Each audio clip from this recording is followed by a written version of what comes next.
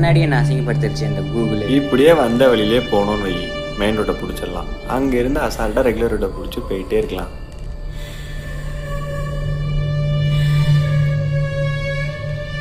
டேய், அந்த சைடு ஏதோ ஒரு மாதிரி சத்தம் கேட்குது, கவனிச்சிங்களா? ஆமாண்டா. டேய், யாரோ அழுகிற மாதிரி சவுண்டு கேட்குதுடா.